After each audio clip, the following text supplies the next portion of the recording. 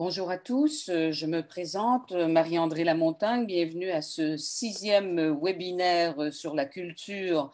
Cette série de webinaires sont une initiative du Goethe-Institut à Montréal et du Consulat de France à Québec. Il s'agit de réunir, c'est ce à quoi nous nous employons depuis les dernières semaines, de réunir des acteurs, des gens donc de différentes disciplines artistiques pour réfléchir à la situation présente et à l'avenir et à dans quelle mesure la coopération internationale doit pouvoir aussi continuer de s'insérer dans les dispositifs des uns et des autres. Donc, ces 6 webinaires, c'est le 6e aujourd'hui, je l'ai dit. Nous avons eu le théâtre, la littérature, la musique, le cinéma et l'audiovisuel, les arts visuels. Et aujourd'hui, c'est le dernier, c'est la danse. Il s'agit de croiser des points de vue québécois, français et allemands. Et j'ai le plaisir d'être la modératrice dans cet échange auquel vous, du public qui nous regardez, vous pouvez participer à Québec, à Montréal, à Paris, à Berlin et ailleurs dans le monde, là où vous êtes. Vous pouvez transmettre, communiquer vos questions et puis à partir de là, on va me les relayer et moi, je vais les relayer vers la dernière partie de notre échange. Et j'ajoute pour le moment, pour terminer cette partie de présentation, que les webinaires, ceux antérieurs comme celui d'aujourd'hui, sont disponibles sur la chaîne YouTube du Goethe-Institut, donc vous pouvez soit en rattrapage, soit sur le mode découverte, vous plonger dans la série. Donc, je vous présente les 4 participants aujourd'hui.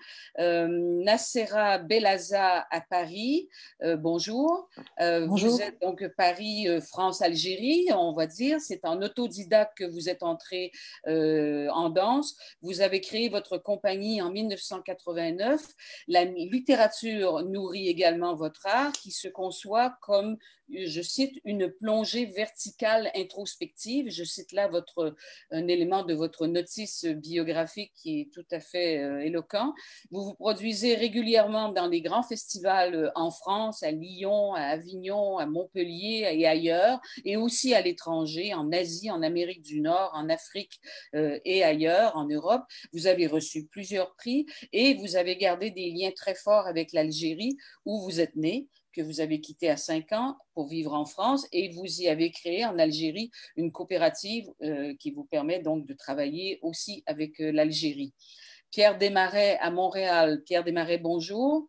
Bonjour. Vous avez d'abord été danseur pendant une dizaine d'années pour une compagnie de danse à Vancouver, puis vous avez basculé de la scène à l'organisation d'événements et de tournées, par exemple La La La Human Steps, la Fondation Jean-Pierre Perrault, le festival Danse à Ottawa.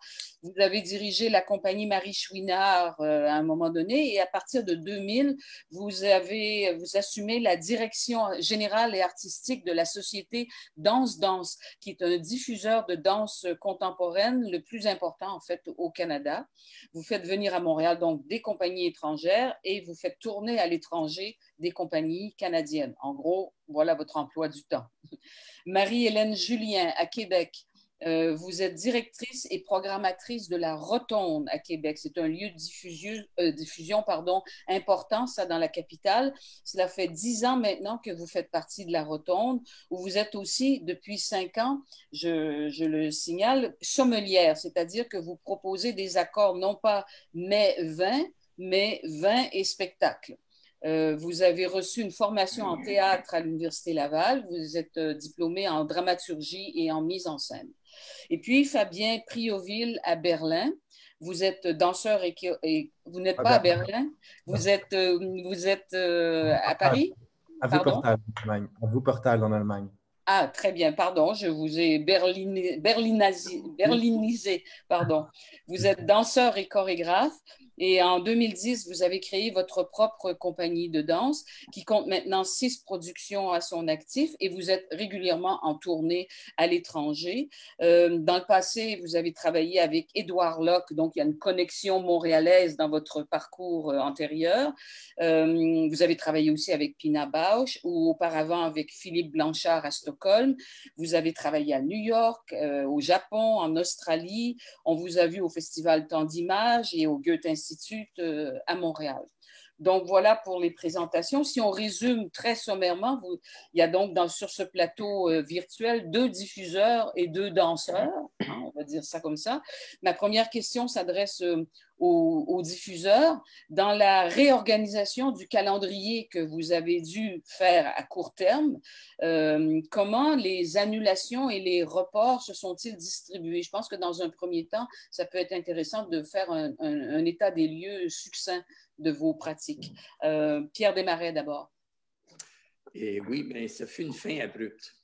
Nous, on était certains, le 11 mars, on faisait notre lancement pour la saison suivante et on était en plein milieu de présenter le Netherlands Dance Theatre. Là, on présentait en fait le 2e spectacle d'une série de 5. Et puis, le lendemain à midi, tout était fermé. Nous, on était sûrs que ça se poursuivrait pour quelques semaines, qu'on pourrait finir pratiquement notre saison, mais c'était un arrêt radical. Et donc, nous, ce qu'on a fait, c'est qu'on a, en fait, on a dû annuler les 3 derniers spectacles du Netherlands Dance Theatre. La compagnie est retournée le samedi. On était le début d'une tournée canadienne. Le samedi, 52 personnes reprenaient l'avion pour la Hollande. Donc, et la semaine qui suivait, on avait Anne Plamondon qu'on a dû annuler. Et après ça, il y avait une autre compagnie, c'est le chorégraphe Guillaume Côté, qu'on a pu reporter à l'année suivante. Après ça, on a dû annuler le dernier spectacle de la saison, qui était le Danza Contemporanea di Danza. Et depuis, en fait, pratiquement, c'est que nous, la saison prochaine, si on est en route. Mais là, je fais le portrait actuel de ce qui s'est passé mars, avril. Donc, vous êtes déjà un peu aussi dans la planification, forcément, dans la planification de la prochaine saison. Absolument, oui. Et ça se passe plutôt bien? Ça doit vous compliquer la tâche? C'est une planification avec des sables mouvants. Donc, vraiment, nous, on a toujours été, la danse a été presque le dernier art de la scène à reprendre. Oui. Et encore là, les gouvernements, ils ont indiqué, on attendait les conditions de la santé publique, de la façon de reprendre et tout ça, mais on est encore avec une distanciation de 2 mètres sur scène. Ce qui fait qu'à Danse, nous, on a un mélange de très grandes compagnies qui peuvent aller jusqu'à 100 personnes sur la route à des plus petites formes. Et à 2 mètres de distance, ça devient pratiquement impossible pour nous de présenter des compagnies étrangères. Ou des compagnies locales qui ont de 10 à 20 danseurs. Oui, ça tient à la nature là, de la production. On pourra y revenir au cours de l'échange. Marie-Hélène Julien, à Québec. Alors, comment ça s'est passé pour vous, les annulations et les reports? Comment avez-vous dosé les annulations et les reports? En fait, ça a été abrupt, comme chez nos collègues de Danse, un peu moins parce qu'on n'avait pas encore lancé notre nouvelle saison, mais elle était prête et on avait hâte. Ça a été abrupt aussi parce qu'on était à la veille, le 13 mars, le vendredi, de commencer une série de représentations le lundi avec des spectacles en scolaire pour les adolescents, puis en grand public la même semaine, le même spectacle en soirée. Et donc, tout de suite, le vendredi, on a annulé tous les spectacles de la semaine. Évidemment, après ça, on a attendu voir un peu. Le prochain spectacle qui arrivait était le 1er avril. On se disait, on a peut-être une couple de semaines pour voir venir. On ne sait pas trop. On n'avait aucune idée de l'ampleur de la situation déjà qui était devant nous. Alors, et notre prochain spectacle était une collaboration, une co-présentation avec nos collègues du Grand Théâtre de Québec. Et ce spectacle-là, heureusement, a pu être reporté à septembre 2021. Alors, à ce moment-là, le spectacle va avoir lieu. Mais il y a eu d'autres spectacles par la suite, au fur et à mesure que la situation avançait, évidemment.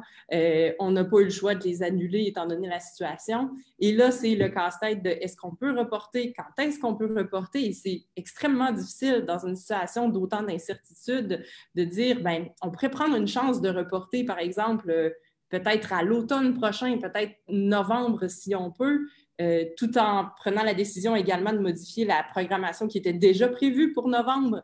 Et alors, il y a comme une espèce d'effet domino aussi. Moi, je le vois venir sur les 3 prochaines saisons. C'est officiel. Une saison va déteindre sur la prochaine, qui va déteindre sur la prochaine. Ça, c'est certain. Je pense que le mot-clé est probablement adaptabilité, flexibilité. Puis d'être à l'écoute, évidemment, des artistes. Et surtout de ne pas prendre de décisions trop hâtives. Quand mon collègue Pierre dit, en fait, nous parle du contexte un peu sable mouvant, je ne peux pas faire autrement qu'être d'accord avec lui. On essaie de faire des choses. La semaine d'après, parce que ça a changé, il faut les défaire. On est toujours sur un sol extrêmement instable. Alors, à ce moment-là, c'est ça, on essaie d'être à l'écoute de notre milieu.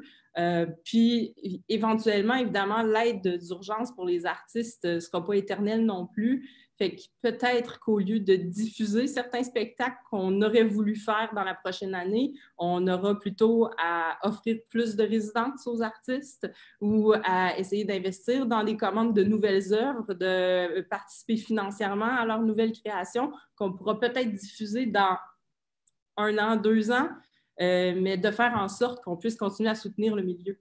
Oui, donc chaque fois, c'est un pari, au fond. Dans votre planification, c'est un pari que vous faites sur l'avenir et l'adaptabilité dont vous parliez. Parfois, c'est élevé au rang de contorsion, si j'ai bien compris. Je m'adresse maintenant aux danseurs. J'ai envie de vous demander quel a été votre rapport au temps au cours des derniers mois. On a vu là avec les diffuseurs et puis les webinaires précédents le montrent aussi. Ceux qui organisent ont dû évidemment très rapidement réagir, faire procéder à des changements. Le rapport au temps a été bouleversé. Mais à vous, danseurs, quel a été votre rapport au temps au cours des derniers mois avec le confinement, avec le déconfinement, le semi-confinement, enfin, tous les cas de figure? Peut-être Fabien Prioville d'abord. Alors, c'est vrai que déjà, il faut penser que rester chez soi, ça ne veut pas dire être isolé. Donc, dans le sens où ça m'a permis justement de reprendre contact avec beaucoup de gens, avec beaucoup de danseurs. Aussi pour moi, comme pour les programmateurs de théâtre, ça a été tournée annulée, date de projet repoussée, à quand il n'y avait pas trop d'échéances. J'emploie aussi des danseurs qui sont en freelance, donc eux aussi, qui faisaient partie, enfin, ça avait fait une espèce d'effet boule de neige comme ça. Et donc, il a fallu, oui, je pense, mais c'est un topic qu'on va sûrement développer, il a fallu penser différemment. Ça a été pour moi un moment pour l'écriture aussi, parce que tout le monde était chez soi, de pouvoir écrire des nouveaux concepts, des nouveaux projets. Et puis imaginer aussi des formes de spectacle qui sont comme ça, pas indépendantes des structures qui sont déjà en place, mais réfléchir à la suite. Donc, ce rapport au temps, il a été modifié, je dirais presque sur le plan philosophique aussi, en ce qui vous concerne, non? Il a été suspendu, oui, il a été comme ça. Ça a été un moment de suspens, je pense, où d'un seul coup, tout s'est mis en pause, où ça a permis justement ça m'a permis aussi de réfléchir sur la façon dont, sur le cadre dans lequel je travaille, sur la façon dont j'organise ma compagnie et la façon dont, comment dire, notre relation avec les théâtres et les salles de spectacle. J'ai pas beaucoup parlé avec beaucoup de programmateurs, de présenteurs, de diffuseurs. Et puis, mais bon, c'était quand même intéressant de voir que vraiment il y avait ce dialogue qui s'ouvrait d'un seul coup par état d'urgence et de voir d'un seul coup une espèce de disponibilité, d'écoute, de concern, de préoccupation, voilà, de préoccupation, de soucis. Comme ça, qui nous mettait un petit peu tous dans le même sac. Donc, du coup, il y a un dialogue qui s'est ouvert, il y a des choses qui se sont passées. Oui. Nassera Bellaza, de votre côté, votre rapport au temps ces derniers temps, ces derniers mois? Il faut brancher votre micro, s'il vous plaît. J'ai cru qu'il était branché. Pardon. Moi, j'ai la sensation très claire d'avoir traversé, en quelque sorte, 3 temps différents. Donc, il y a le premier temps dans lequel j'étais jusqu'au 12 mars où je suis rentrée de New York, juste avant le confinement. et où j'étais emportée dans comme l'est ma vie depuis des années, dans un train à grande vitesse. Et à un moment donné, on nous dit, voilà, vous êtes cloîtrés à la maison. Donc là, le temps se fige. Il y a une sidération les premiers jours où on se demande, cette impossibilité à se projeter, parce que finalement, c'est ça qu'on réalise aussi, c'est qu'on est en permanence dans des projections. Et cette impossibilité à se projeter, elle est assez vertigineuse quand même au début. Donc moi, je l'avoue, ça a été un temps assez où il ne s'est rien passé en fait. Ça a été un temps vraiment figé qui m'a ramené aussi, vous parliez tout à l'heure en me présentant d'une plongée à la verticale. Moi, en fait, ma danse est née d'une forme de confinement en fait, parce que bon, comme vous pouvez le voir dans mon parcours, je n'avais pas la possibilité de pratiquer la danse, de sortir de chez moi si ce n'est pour étudier. Et comme j'avais une soif de liberté immense, ça m'a indiqué un point très précis qui était l'intérieur. Je me disais, voilà, si ça se passe à l'intérieur, c'est libre. Ça ne se cogne pas au barreau. Donc, ma danse s'est structurée de cette manière-là. C'est-à-dire qu'elle a pris son origine, sa source au-dedans. Elle habite le corps, elle traverse le corps et elle se passe. Et c'était vraiment une manière d'échapper à toute forme d'enfermement. Donc, quand on a été ramené à cet enfermement physique mi-mars, moi, ça a évidemment réveillé toutes ces mémoires où je me suis rendu compte que c'était pas très plaisant d'ailleurs, parce que j'ai quand même appris à conjuguer cette liberté intérieure avec une liberté de mouvement. Et en même temps, c'était un endroit que je connaissais, donc c'était aussi un endroit qui ne me faisait pas peur. Je savais très bien que le travail pouvait maturer de cette manière-là. Je savais très bien que les choses allaient se poursuivre en fait. Tout n'était pas arrêté. Et d'ailleurs, donc on a cette décélération très forte de notre propre rythme les premiers jours, et petit à petit, on se rend compte que effectivement, vous avez employé le mot adaptabilité. On a des ressources inouïes à pouvoir se reprendre une autre forme en fait, un autre rythme, et à réorganiser son travail, sa manière de penser pour pouvoir se projeter différemment. Donc, il a fallu d'abord galvaniser l'équipe, la fédérer, lui expliquer que voilà, que c'était pas no future, qu'il fallait continuer à travailler autrement, qu'il fallait se recréer à tous les niveaux, ne sachant pas moi-même où je mettais les pieds, mais bon, voilà. C'était une avancée à tâtons, donc il y a eu ce sentiment aussi de sable mouvant, de tâtonner, de pas savoir se réveiller tous les matins en ne sachant pas ce qui va se passer. Je ne pensais pas dans ma vie faire cette expérience. Donc, vous parliez de dimension philosophique. Moi, je trouve que cette expérience, elle est éminemment philosophique, vraiment spirituelle. C'est-à-dire, qu'est-ce que ça veut dire de me retrouver enfermée, privée de mouvement, j'allais dire sur soi, pas forcément. Il y a des gens qui ont partagé ce confinement, mais face à l'autre, ce qui n'est pas une mince question non plus, privé de mes activités, privé de ma capacité à me projeter, à faire les choses, etc., comme j'ai l'habitude de les faire. Mais qu'est-ce qui reste de l'être que je suis si on m'enlève tout ça?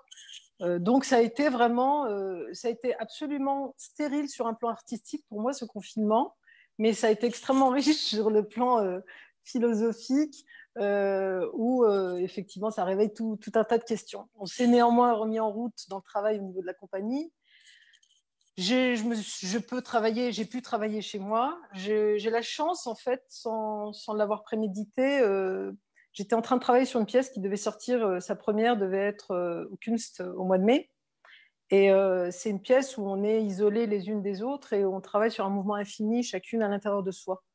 Donc, je pense que donc les danseuses m'ont envoyé des messages en me disant que c'était évidemment le travail le plus facile à faire chez soi. Donc, il a pu mûrir, il a pu maturer. Donc, de ce point de vue-là, moi, j'étais pas très inquiète, voire pas du tout inquiète.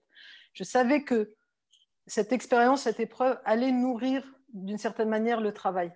Après, c'est vrai qu'en termes de logistique, de projection, voir toutes ces dates annulées, on avait plus d'une vingtaine de dates jusqu'à l'été annulées. On a eu la chance de les reporter. Et ensuite, on guettait le déconfinement parce que c'était une manière de se dire on va réamorcer une forme de vie, de dynamique. Et à partir de là, donc on est déconfiné depuis un mois, on réapprend, on se rééduque. Moi, c'est ce mot-là qui me vient à l'esprit. On se rééduque à tout, au mouvement. Et en même temps, on avance avec une forme d'inquiétude parce que je crois qu'on ne se projette plus aussi facilement qu'on se projetait. On ne fait plus trop confiance à cette façon quasi naturelle qu'on avait de fonctionner. Et je ne trouve pas ça si mal non plus. C'est-à-dire, on était quand même tous embarqués, que ce soit des professionnels du côté du théâtre ou du côté des artistes, embarqués dans une façon de travailler qui n'était que projection, en fait. Moi, le gros de ma vie était devant. Qu'est-ce qui va se passer demain, le mois d'après, l'année prochaine, etc. Et je trouve que cet arrêt sur image, un peu comme ça, qui nous a contraints à mettre un pied de côté par rapport à notre propre vie, à notre propre mécanique, moi, je sais juste que ça m'a nourri. Je ne sais pas comment, je ne sais pas ce que ça va produire, mais je sais évidemment que ça m'a marqué profondément. Et ça s'appelle la création, en fait. Je crois. Pierre Desmarais, donc la projection, tout ce que vous avez décrit tout à l'heure, est-ce que sur le plan financier, il y a des conséquences, évidemment, tant pour les diffuseurs que pour les artistes. Les revenus de billetterie représentent, je lisais ça récemment, 70% de votre financement. Ai-je lu sur le site de Danse Danse, là, c'est la co-directrice qui donnait ce chiffre-là, Catherine Aubert. Donc, quelle alternative pour vous à partir du moment où il y a une reprise, mais qu'elle reste boiteuse et peut-être compromise aussi?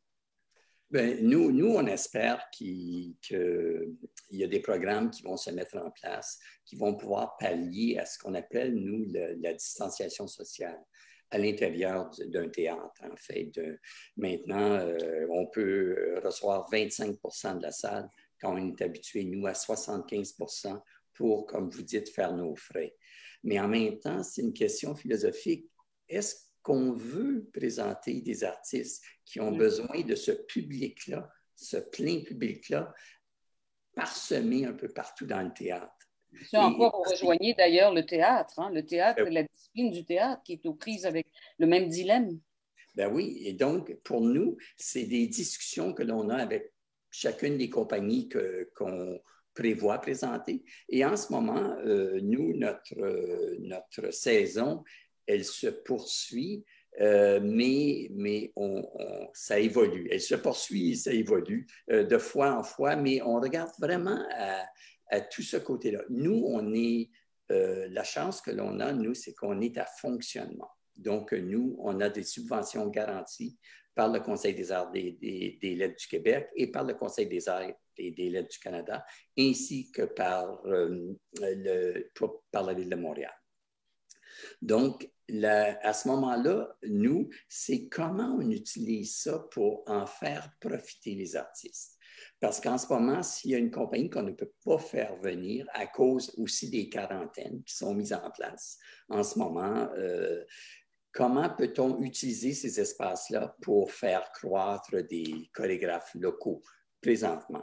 Mais nous, on n'a pas abandonné du tout de faire venir des compagnies étrangères, d'être une terre d'accueil où 50% de notre programmation vient de l'étranger de façon habituelle. Donc, nous, on veut continuer de cette façon-là, mais en ce moment, il y a des obstacles, étant donné que, disons, si je faisais venir Fabien ou Nacera, il faudrait qu'elle soit là 14 jours avant la première du spectacle, et le spectacle, et les renvois. Et vous auriez probablement 14 jours en arrivant en France ou à Wuppertal. Je veux dire, ça devient, c'est une complexité. Ce n'est pas que le spectacle, ce n'est pas que le public, ce n'est pas que l'argent. C'est tout ce qui entoure le spectacle qui devient de plus en plus complexe. Oui. Mais enfin, c'est de trouver des manières aussi. Ça nous permet de nous réévaluer la façon dont on faisait les choses. Et ça, c'est en continu, en fait. Fabien Priouville, je vous voyais hocher de la tête. Les tournées, le mouvement, l'international va devenir plus compliqué, impraticable? Oui.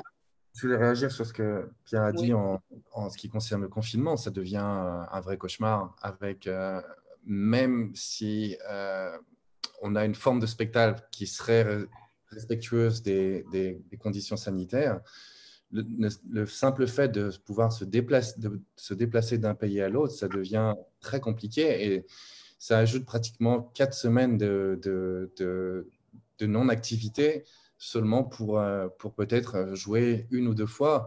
Ça devient un cauchemar pas possible pour les programmateurs. Il y a des coûts qui sont exorbitants. Et je pense que c'est vraiment là le problème. Dès que le confinement, excusez-moi, la quarantaine, on aura vraiment mis en place un système qui prend en considération la mouvance des artistes ou des gens qui doivent vraiment se déplacer d'une façon pas rapide, mais pour seulement vraiment très peu de jours, pour un contrat, pour un job ou quoi au caisse. Je pense que tout ça, ça n'existera plus, ou en tout cas, ça ne se passera pas tant qu'on en sera encore à rester chez soi pendant 2 semaines avant de partir ou 2 semaines après. Mais ça va remodeler. Si ça n'existe plus, ça ne peut plus exister les conditions objectives permettant ce mouvement. Ça va remodeler le visage de la danse, non? Moi, ce que j'ai fait, c'est que j'ai intégré déjà ces périodes de confinement où je me retrouve chez moi, mais je bosse, j'ai des choses à faire. Ou alors, je m'arrange à être pendant cette période de 2 semaines à pouvoir être productif, je ne sais pas, soit en rencontrant les gens via Zoom, soit en travaillant sur des projets. En tout cas, il faut exploiter cette période parce que j'ai l'impression que ça va durer et qu'on n'est plus sur des modèles comme on pouvait avoir, où chacun était libre de voyager là où il voulait. Ouais. Ça Marie-Hélène Julien, qu'y aura-t-il de changer à la Rotonde en termes j'ai employé un terme de marketing, d'expérience du public, là, parce qu'on a vu avec Pierre Desmarais, puis on le savait, la dimension cruciale que représente la salle par rapport à la scène, la présence du public. Donc, qu'y aura-t-il de changer chez vous à la Rotonde? Bien, évidemment, une des différences, en fait, qu'on a beaucoup, nous, la Rotonde, par rapport à, par exemple, l'échelle à laquelle Danse peut diffuser, c'est qu'on a accès à des plus petites salles ici à Québec. Mais évidemment, comme il faut conserver la distanciation dans le public, de même que pour les artistes, on l'a déjà mentionné, ce qui arriverait, c'est que déjà que les jauges sont très minimes, bien, on se ramasserait peut-être avec un maximum dans certaines salles de 8 personnes dans le public, puis dans un autre type de salle, un maximum peut-être de 18. Alors, on essaie de se mettre à la place des artistes. Ce n'est pas quelque chose qu'on souhaite imposer aux artistes de devoir déployer toute l'énergie émotive, physique, créatrice, etc., devant un public aussi peu nombreux. En fait, j'ai pensé à ça, puis j'ai parlé à beaucoup d'artistes en leur posant la question aussi, comment vous voyez ça? Puis il y en a certains qui ont tellement hâte, évidemment, de retrouver un public qui serait disposé à le faire, mais il y a une majorité de gens qui font, mais ça, c'est un public vraiment trop restreint. L'expérience ne sera pas la même. Mais évidemment, devant la situation dans laquelle on est, l'expérience est amenée à changer coûte que coûte. Alors, oui, il faut trouver d'autres façons, il faut continuer d'explorer. Et on attend encore aussi voir quelles sont les prochaines initiatives qui vont sortir par rapport aux programmes gouvernementaux, par exemple, de nos différents conseils des arts. Puis, c'est comme je disais un petit peu plus tôt, on essaie le plus possible après ça de supporter nos artistes. Évidemment, on a besoin de garder un lien avec notre public. Notre public est très important, puis notre public est aussi une raison d'être pour nous, autant que notre communauté d'artistes. Alors, il faut continuer à offrir à notre public des alternatives. Cependant, on ne veut pas décider trop rapidement de quelles sont ces alternatives-là, parce qu'on veut être certain que ce qu'on va proposer va convenir autant aux artistes qu'à notre public. Oui. Nacera Belleza, quel est votre rapport au public? Pouvez-vous être privé de public quand vous vous produisez? Est-ce concevable parce qu'il y aurait une captation? Enfin, on sait qu'il y a des mécanismes numériques qui permettent d'enregistrer et de rediffuser. C'est une solution pour vous? Il faut brancher votre micro. Branché, normalement. Vous m'entendez? Oui, pourtant, il était branché. Non, ce n'est pas du tout une solution. Non, parce que si je fais de la danse, c'est pour la dimension du sensible, de la relation à l'autre, de l'écoute de l'autre. Et c'est la partie quasiment principale, essentielle de ce qui se produit sur un plateau en relation avec le public. Les événements sur un plateau dans mon travail ne sont pas majeurs. Ils sont presque même une illusion ou un véhicule qui va faire passer autre chose. Donc la présence physique du spectateur, elle est indispensable pour moi. Et effectivement, les premiers temps, on a commencé à me poser tout un tas de questions. Est-ce que tu veux pas donner un atelier en ligne? Est-ce que tu veux pas faire en ligne? Ben, j'aurais dû commencer par dire que même un Zoom, en fait, ça me pose un vrai problème. C'est le deuxième que je fais. Hein. Je ne suis pas du tout aguerrie à ce type de pratique. Et le premier que j'ai fait, j'ai eu l'impression d'être amputée de mon corps, en fait, et d'être juste présente avec la tête et de devoir produire une pensée à partir de la tête. Et je me sentais extrêmement fragile et mal à l'aise. Et c'est seulement quand, en discutant avec Hortense Archambault, et physiquement présente l'une en face de l'autre, que je lui ai dit, mais en fait, moi, ma pensée est irriguée par mon corps, par ce qui circule dans mon corps. Elle prend appui sur ce que je ressens. Et je pense d'une certaine manière parce que je suis reliée à mon corps d'une certaine manière. Et je ne suis pas du tout quelqu'un qui produit de la pensée à partir de la tête. Et donc, je pense que transmettre mon travail par le biais comme ça d'ateliers ou que sais-je en ligne, voilà, ça réduirait considérablement ce qui se produit et même une captation parce qu'on a fait tout un tas d'essais. Il y a une écriture de lumière et de pénombre dans mon travail qui aussi ne permet pas ça. C'est-à-dire que ce qui se passe sur un plateau, c'est pas seulement ce qu'on perçoit avec l'œil pour moi, c'est ce qu'on perçoit avec tous les sens. Donc ça aussi, si on doit l'enlever, ben, il reste plus grand-chose. Donc moi, je fais partie des gens qui disent que tant que c'est pas possible, eh ben, on ira peut-être, on attend. Et après, on attend en étant ouvert, c'est-à-dire qu'il se peut qu'il y ait une autre manière de rencontrer l'autre. Moi, par exemple, jouer devant une petite jauge de 10 personnes, en réalité, je passe mon temps à dire aux danseurs qu'il y ait une personne ou qu'il y en ait 500, ça ne doit pas faire de différence. En fait, on se relie à l'autre. C'est pas tant le nombre qui est problématique, ce serait plutôt la distance, le masque, ce genre de choses que je peux absolument pas envisager dans le travail. Donc voilà.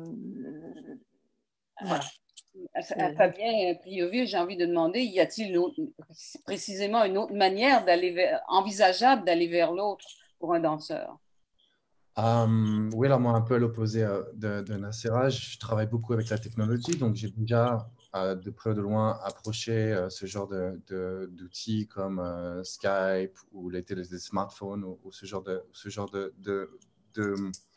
technologie, dans le sens où en 2014, on avait déjà fait un spectacle où on demandait à des gens sur Skype de participer de chez eux à notre spectacle. Donc, il y a déjà eu cette recherche ou sortir un petit peu comme ça du cadre de la boîte noire, du plateau, de cette relation avec le public et chercher à inventer d'autres formes de spectacle. Donc, mon travail aussi fait partie de ce questionnement par rapport aux structures, par rapport j'ai travaillé en ce moment, je tourne un projet en réalité virtuelle. Suite au confinement, j'ai démarré un projet sur Zoom avec 5 danseurs. On se rencontre 3 fois par semaine à raison de 3 heures de répétition. Et comme ça, mais ça fait partie de mon identité aussi en tant qu'artiste. Pour moi, ça a été une façon ça a été facile de m'adapter parce qu'il y avait déjà cette concern, il y avait déjà ce questionnement. Ouais. Donc, on voit bien, vous l'avez dit au début, vous êtes à l'opposé finalement dans l'approche de la discipline, à l'opposé en tout cas sur le plan de la technique de Nacera. Il y a déjà des questions du public qu'on me relaie et il y en a une que je veux poser à Pierre Desmarais parce que je crois qu'il pourrait y répondre. À l'heure actuelle, quel plan d'action pourriez-vous suggérer aux producteurs indépendants pour réaliser leurs activités à l'international en 2021? C'est-à-dire plus précisément la création et la tournée européenne? Un plan d'action, rien de moins. Bonne question. Et je ne peux pas dire que j'aurai la réponse parce que je pense que les créateurs doivent pouvoir continuer à créer dans les meilleures conditions possibles. Et je ne pense pas qu'on peut retourner à ne faire que du solo ou de présenter comme diffuseur du solo. Oui, en période de pointe, mais il y a un moment donné, c'est la danse, c'est le corps, c'est le toucher, c'est plusieurs personnes. Et je vais vers ce que Nacera disait. Moi, j'ai eu la chance de voir plusieurs de tes spectacles, Nacera. C'est le sensoriel qui est important comme public. Quand on voit la pièce, comment elle se développe, la pénombre, les ombres et tout ça. Et c'est le genre de spectacle qui est presque incaptable au niveau numérique. Tandis que quand on va dans le numérique directement, on crée pour le numérique, en fait. Donc, moi, je pense que de la même façon que nous, chez Danse Danse, on va continuer à bûcher pour pouvoir présenter des compagnies internationales. C'est très important pour les producteurs d'ici aussi de continuer à bûcher pour mettre en place des pièces, des chorégraphies, des événements, qu'ils soient semi-virtuels ou virtuels, ou en salle, parce que je pense que la crise aura une fin. La façon dont on travaille va avoir un impact à long terme. Mais la crise en tant que telle aura une fin. Et donc, on ne veut pas se retrouver dans un vacuum qui a rien qui est fait en ce moment, ou que tout s'arrête. Oui. S'agissant du numérique, j'ai lu sur le site de Danse Danse que le passage au numérique n'a pas été retenu dans la panoplie d'actions que vous pouviez entreprendre. En ce qui concerne Danse Danse, le médium, c'est tout à fait incompatible avec l'art de la scène? Non, disons que c'est un discours qui est en évolution chez Danse Danse. Donc, c'est vu que tout change au fur et à mesure. Mais nous, ce qu'on pense, c'est que Danse Danse n'est pas un diffuseur de captation. Il n'est pas là pour faire des captations chorégraphiques de pièces. Nous allons utiliser le numérique différemment. Si nous n'avons pas accès aux salles, le donner à des artistes locaux et pouvoir faire de la diffusion de comment une œuvre se crée, comment connecter avec un public, comment faire une portion numérique, mais d'utiliser le numérique d'une autre façon pour, en fait, peut-être mieux établir le dialogue avec le public. Parce que nous, comme Marie-Hélène le disait, il y a le public et les artistes qu'on veut qu'ils se comprennent mieux ou qu'ils saisissent mieux l'ampleur de ce qu'est la chorégraphie, en fait. Donc, on l'utiliserait de cette façon-là. Oui. Marie-Hélène Julien, vous voulez intervenir? Oui, chez nous, en fait, l'option qu'on a choisie, c'est celle-là. En fait, c'est pour garder le lien avec le public, mais d'une manière de médiation culturelle plutôt que de offrir au public, OK, voilà, nous avons payé le cachet aux artistes, nous avons payé les droits et nous vous offrons, par exemple, l'occasion de visionner un spectacle. Bien, en fait, on enrobe ça et on accompagne ça de d'autres activités pour amener le public à creuser l'expérience et à aller plus loin. Jamais on mettra une captation d'un spectacle en ligne, même avec la permission et en payant les droits de l'artiste, sans aucun accompagnement. Ça, c'était la première chose que je voulais dire. Puis sinon, pour revenir sur l'importance des tournées, qu'elles soient plus locales, nationales et internationales, on en a tellement besoin. Et oui, comme Pierre disait, cette situation-là qu'on vit présentement va trouver une fin. Et on veut évidemment que ça se poursuive, en fait, que ça reprenne le mieux possible par la suite. Mais avec toutes les ressources qui sont investies dans la création de chacun des spectacles de tous les artistes, finalement, il est impensable de se dire qu'un spectacle trouverait seulement peut-être 3 représentations dans une ville et que sa vie se terminerait là. Donc, on a besoin absolument de continuer de pouvoir monter des tournées. Évidemment, ça va commencer à l'échelle locale en premier lieu, nationale ensuite, mais après ça, la collaboration avec l'international demeure primordiale aussi. Oui, précisément, il y a une question du public là, qui est posée ici. Peut-on espérer tourner de nouveau en Europe ou pensez-vous que les pays adopteront des politiques culturelles plus protectionnistes, dictées par la nécessité ou alors réaction? Marie-Hélène Julien. Ouf, et j'espère que ça n'arrivera pas. Parce qu'à quelque part aussi, traverser les frontières, c'est là où on a la chance de renouveler nos disciplines aussi et de créer des échanges artistiques entre les différents artistes, de pouvoir peut-être donner le coup d'envoi à certains nouveaux courants émergents artistiques qui pourraient naître de toutes ces belles collaborations. On a besoin de ça et je pense que si on nous réduisait à rester à l'intérieur de nos frontières, les disciplines en subiraient gravement les contre-coups. Oui, mais est-ce que... Oui, Nacera Belaza? Le micro, encore une fois, je sais qu'il est... Pardon, je suis désolée. Je ne passe pour la mauvaise élève, mais je disais, un des constats assez surprenants que j'ai pu faire par rapport à ce qu'on vient de traverser, c'est de réaliser à quel point... parce que j'entends souvent les professionnels dire oui, il ne faut pas perdre le lien avec le public, mais je crois que le public, il n'oublie pas, voire même ça le met face à un vrai besoin.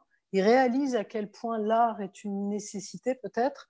Moi, je l'ai vraiment senti dans les discussions, etc. Qu'est-ce que c'est nos vies si elles se limitent au travail, à nos activités voilà, privées, mais sans cette dimension-là qui traverserait nos vies, qui serait l'art. Et je pense que c'était aussi une bonne chose d'avoir ce temps totalement inattendu, hein, de pouvoir réaliser ce que l'art convoque dans nos vies, il répond à quoi.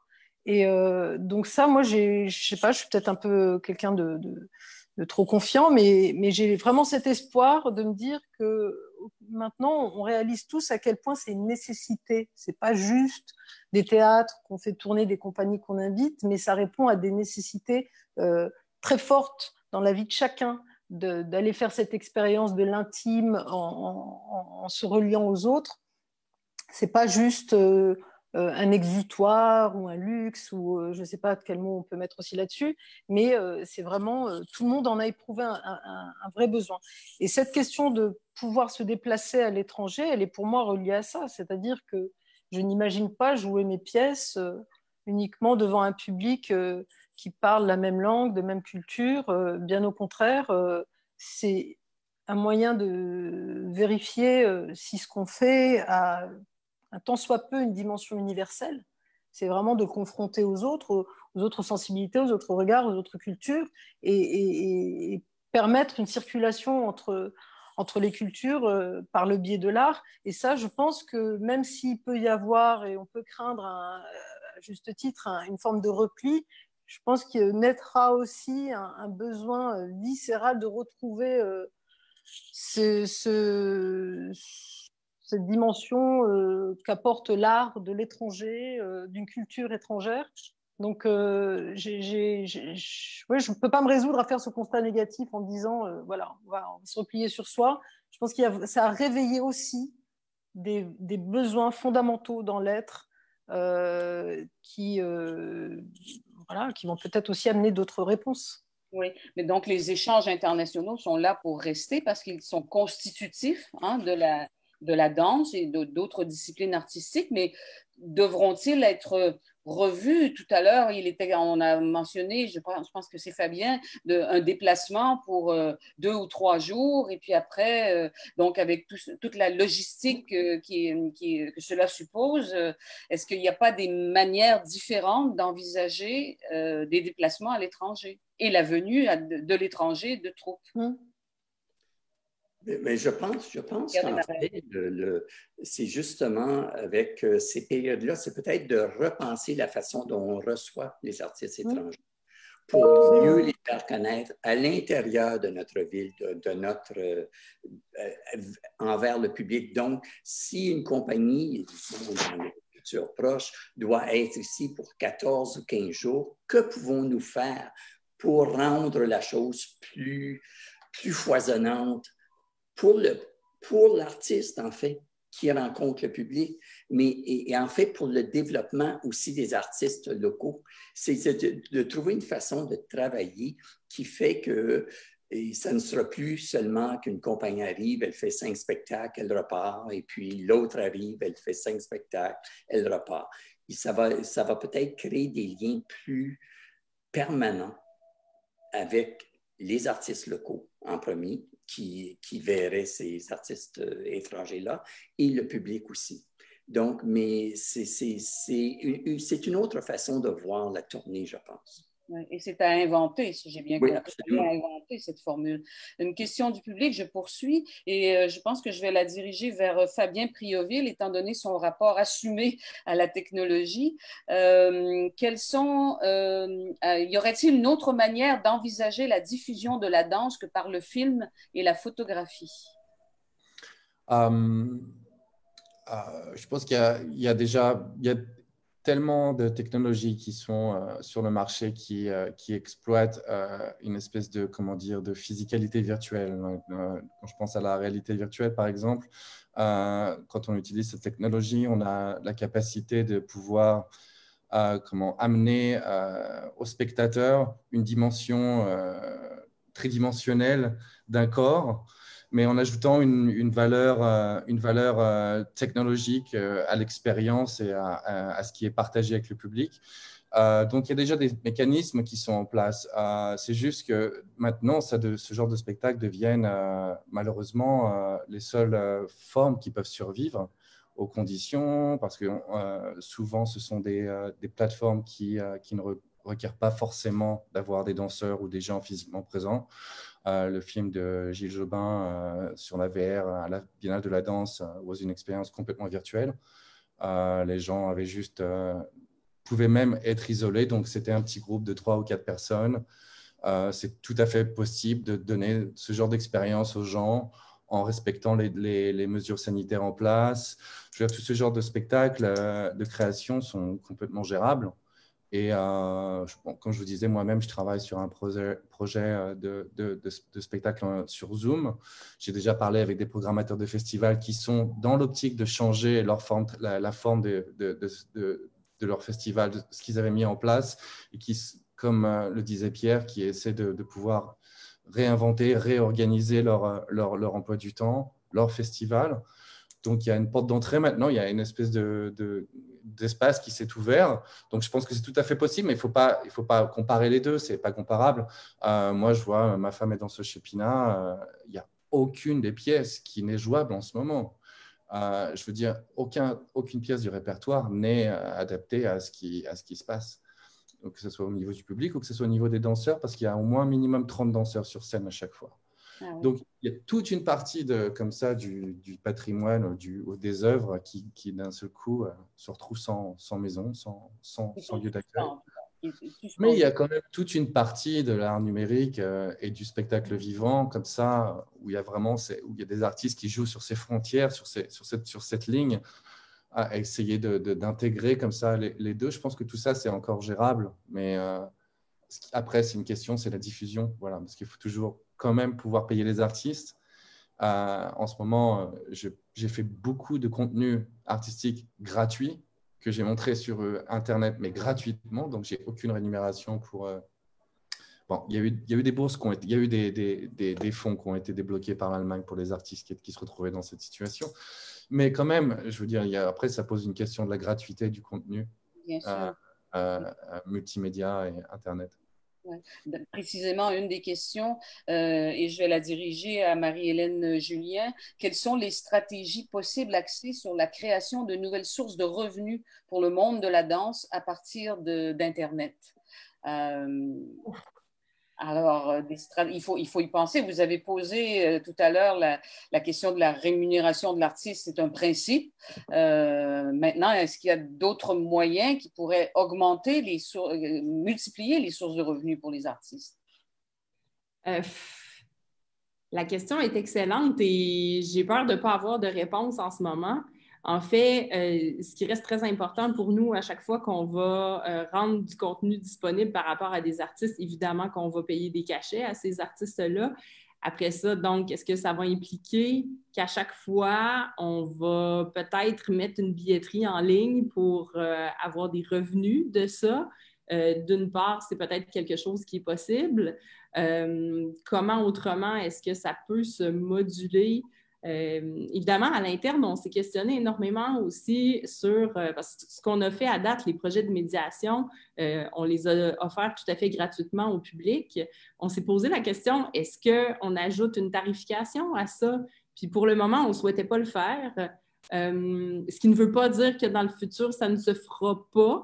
Mais la réflexion n'est pas terminée là-dessus. Puis je pense qu'il nous manque beaucoup de données concrètes pour être capable d'avancer sur cette question-là en particulier. Oui. Ouais. L'heure tourne, je vois qu'on arrive presque à la fin. J'ai envie de vous proposer un dernier tour de table, de table virtuelle à tous les quatre, avec une question que je pose à chacun. Vous y répondez brièvement. On a déjà des pistes là, dans les propos que vous avez tenus. Y a-t-il une quelle est, en fait, il y en a une, mais quelle est la spécificité de la danse comme discipline dans la situation présente, en termes de besoins, en termes de fondamentaux, en fait, de changements? Tout à l'heure, on a dit ce sont les sens, le sensoriel est très important. Alors, selon vous, quelle est la spécificité de votre discipline par rapport aux autres disciplines, aux autres arts de la scène? Peut-être Nassera Belazad en premier. Oui, eh bien, on marche. La première chose qui me vient spontanément, c'est de me dire que le sensible prédomine et c'est le lieu privilégié pour mettre un peu en sourdine le mental, c'est-à-dire sa façon de produire, de penser, etc. On se met à réfléchir, enfin, on se met à penser, à sentir différemment, ça réorganise complètement l'être, et ça, je pense qu'il n'y a que l'expérience du corps qui peut amener ça. Donc, c'est pour ça que c'est passionnant d'ailleurs. Ouais. Pierre Desmarais, les fondamentaux de la danse, la spécificité de la danse? C'est l'expérience. Moi, je crois beaucoup que le public vit une expérience. Lorsqu'il voit, lorsqu'il vient à un spectacle, il y a un échange qui se fait entre les artistes et le public. Et c'est fondamental pour moi qu'il soit, même virtuel, on peut créer une expérience. Mais là, il faut avoir les bons outils pour le faire. Mais vraiment, c'est l'expérience de vivre un spectacle qui est fondamentale pour moi. Marie-Hélène Julien, spécificité de la danse? Quand vous avez posé la question, il y a tout de suite deux mots-clés qui me sont venus en tête très, très, très rapidement. La même chose que Nassera, le sensible, mais aussi la rencontre. Et ces deux mots-là, je les vois en lettres de néon en ce moment dans ma tête et dans mon cœur. Puis pour moi, c'est ça que je dois mettre de l'avant absolument pour notre communauté d'artistes puis pour notre public également. Oui. Fabien Prioville, les fondamentaux de la danse? Je crois que c'est quelque chose qui nous prend au gut, comme on dit. C'est vraiment viscéral. C'est une expérience viscérale et c'est aussi le pouvoir pour le public, la capacité à se projeter dans ce corps qui danse devant soi. C'est une expérience assez unique et le plus de proximité, le plus viscéral ça devient pour le danseur, mais aussi pour le spectateur. Ça, c'est vrai que c'est difficilement remplaçable, même par le biais des nouvelles technologies. Il faut juste changer de commentaire, c'est tout. Il faut juste adapter le commentaire au contenu. Ouais. Très bien. Ben, écoutez, je vous remercie.